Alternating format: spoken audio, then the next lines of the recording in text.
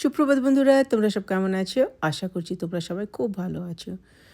এই ব্লগটা অনেক দিন আগে আমি উঠিয়ে রেখেছিলাম যখন আমরা টরন্টোতে গেছিলাম, কিন্তু আমার একটুখানি শরীর খারাপ ছিল, স্পেশালি ফ্লু আর কফ। তো যখনই ভয়েস ওভার দিতে যাচ্ছি তখনই আবার প্রথম থেকে শুরু করতে হচ্ছে, তাই জন্য আমি অনেক দিন দিইনি।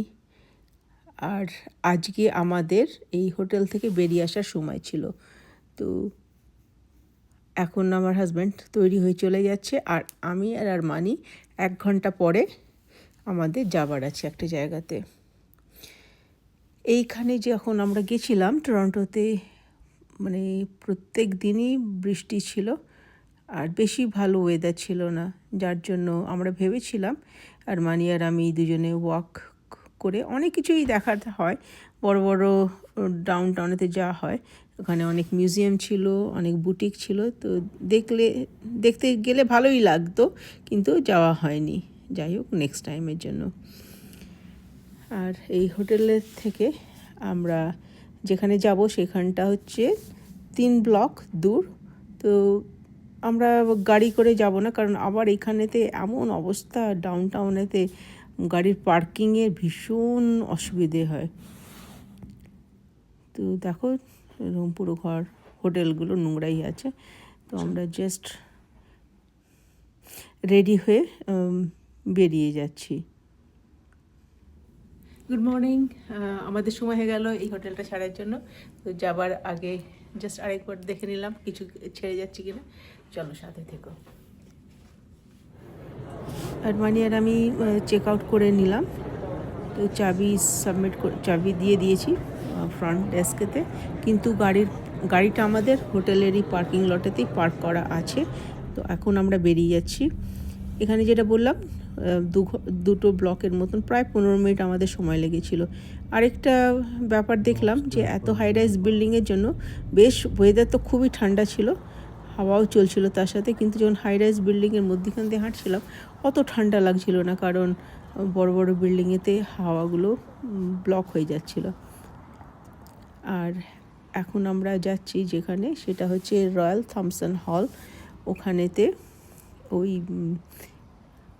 আমরা গেছিলাম, ওটা হচ্ছে এইটাই রয়্যাল থমসন হল, টরন্টো ডাউনটাউনেতে ভীষণ আইকনিক একটা জায়গায়। পুরো ওয়ার্ল্ডের বিখ্যাত সমস্ত আর্টিস্টরা এসে এখানে পারফরমেন্স করে।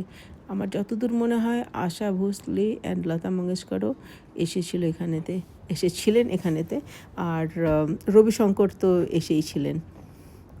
আর এখানেতে দেখো এই যে ব্লগগুলো, যেরকম যায় না আমেরিকার হলিউডেতে সমস্ত ফেমাস লোকেদের, আর্টিস্টদের নাম ওখানে লাগানো থাকে, তো সেই ধরনের কেনেডিয়ান যারা ফেমাস আর্টিস্ট তাদের নাম ওখানেতে লেখা আছে। আমরা এবারটা চলে এলাম ভেতরেতে। এটা হচ্ছে ইউএসএ ইউনিভার্সিটি এক্সপো। এই জায়গাতে সমস্ত অনেক জায়গার ইউনিভার্সিটিরা ছোটো ছোটো বুথ নিয়েছে, বুথ ভাড়া করে সমস্ত নিজেদের ইনফরমেশন স্টুডেন্টদের কাছে শেয়ার করছে। আমেরিকাতে অনেক ইউনিভার্সিটি আছে, আর কেনেডিয়ান স্টুডেন্টসরা অনেকেই আমেরিকাতে পড়তে আসে। তো অনেক বড় একটা বিজনেস অপরচুনিটি আমেরিকান ইউনিভার্সিটির জন্য, তাই জন্য ওরা স্পেশাল বছরেতে একবার এই ধরনের ইউনিভার্সিটির এক্সপো অ্যারেঞ্জ করে। তো সেখানে গেছিলাম, আর মানিকে নিয়ে আমরা অনেক ইউনিভার্সিটিতে ঘুরতে গেছি, কিন্তু এই ধরনের এক্সপোতে ওকে কোনোদিন নিয়ে যাওয়া হয়নি। তো একটা এক্সপিরিয়েন্সই হয়েছে ওর। আর আমি ওর সাথে মানে দূরেই দাঁড়িয়েছিলাম, আর ঘুরে ঘুরে সমস্ত যেখানে ওর ইন্টারেস্টেড, যে ইউনিভার্সিটির কিছু ইনফরমেশন নেবার থাকে তাহলে ও নিচ্ছিল। এখানে দেখলাম যে ফেমাস হার্ভার্ড বা ব্রাউন ইউনিভার্সিটিতে সবথেকে বেশি ভিড় ছিল। আর ছোটো ছোটো আরও অনেক ইউনিভার্সিটি ছিল, কিন্তু অত মানে স্টুডেন্টরা অত দেখলাম এক্সাইটেড নয়। এনিওয়ে, এই ভেতরটা বেশ সুন্দর জায়গা। আমি ভাবছিলাম যে একটু উপরে সেকেন্ড ফ্লোরেতে আমি গিয়ে দেখবো, কিন্তু ওখানে ব্লক করে দিয়েছে, উপরে ওঠা মানা।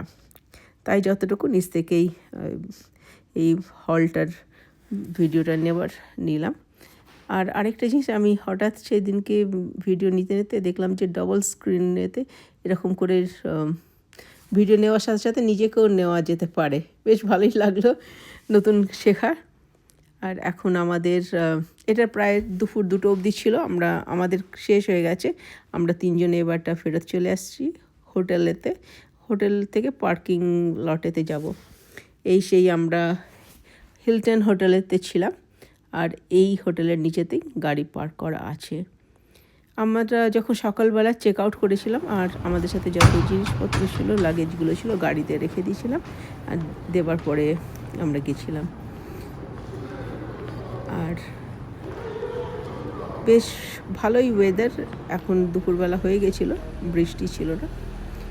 এই গ্যারাজেতে আমরা ওখানে 3 দিন ছিলাম, দেখলাম যে গাড়িতে এত ধুলো পড়েছে, মানে আমরা বেরোইতেই নি, মানে গাড়িটাকে নিয়ে আমরা বেরোইনি, কিন্তু অনেক ধুলো পড়ে গেছিলো। এনিওয়ে গ্যাস শেষ হয়ে গেছিলো, তাই জন্য গ্যাস নেওয়ার আছে। নেবার পরে আমরা যখনই ক্যানাডাতে যাই, আমাদের ইন্ডিয়ান চাইনিজ খেতে খুব ভালো লাগে, যেটা আমাদের শহরেতে পাই না। বর্ডার ক্রস করলে সবসময় আমরা চেষ্টা করি একবার ইন্ডিয়ান চাইনিজ খাবার জন্য। আজকে এখানেতে আমরা গেছিলাম, তো যে চাইনিজ ওনার সেই কলকাতার লোক। তো আমি বললাম যে ও আচ্ছা, কলকাতার, বাংলা বলতে পারেন তো। অনেক খাবার অর্ডার করে নিয়েছিলাম আমরা, আর তো আমরা খেতে পারিনি। যত আমরা খেলাম, তারপরে বাদ বাকি প্যাক করে ঘরে নিয়ে এসেছিলাম নেক্সট ডে খাবার জন্য। অনেক পরিমাণেতে অনেক ছিল। আর তারপরেই খাওয়ার পরে আমরা ঘরে ফেরার পালা। এখান থেকে, টরন্টো থেকে আমাদের বাড়িতে আসতে 2 ঘন্টার মতন ড্রাইভ, আর হাইওয়েটা ফ্রি ছিল, কোনো অসুবিধা হয়নি। ইউজুয়ালি আমরা সানডেতে আসছিলাম ফেরত, তো তাই জন্য রাস্তা ফাঁকাই থাকে। উইকেন্ডেতে, মানে ফ্রাইডে স্যাটারডেতে যা ভিড় থাকে, কিন্তু আজকে বেশ খালিই ছিল, আসার কোনো অসুবিধা হয়নি। আর এইটা হচ্ছে লেক এরি, একদম বাড়ির কাছে চলে এসেছি। এই ব্রিজটা ক্রস করার পরেই আমাদের যেটা বর্ডার ক্রস করার, সত্যিকারে যেখানেই যাই একটা কীরকম, মানে ঘরে ফেরার একটা আলাদাই আনন্দ। ঘুরতে যাবার আরেকটা আনন্দ থাকে, আবার ঘরে ফেরত আসার সময়তে আরেকটা আনন্দ। অনেক দিনই বাইরে ছিলাম, আর বেশ ভালোই সময় গেছে। এখন ব্যাক টু নর্মাল। আর এখানে দেখছিলাম একটু মেঘলা ছিল, আর আমাদের আজকে বেশি ভিড় ছিল না বর্ডার ক্রসিংয়েতে। ইউজুয়ালি প্রায় সময় বেশ লম্বাই লাইন দিতে হয়। আজকে দেখো, যেটা বলছিলাম, বেশি ভিড় ছিল না। তো চলো, থ্যাংক ইউ সো মাচ এতক্ষণ আমার সাথে থাকার জন্য। অনেক ভালোবাসা। আবার দেখা হচ্ছে আরেকটা ব্লগেতে। অনেক ভালোবাসা রইল আবার। বাই।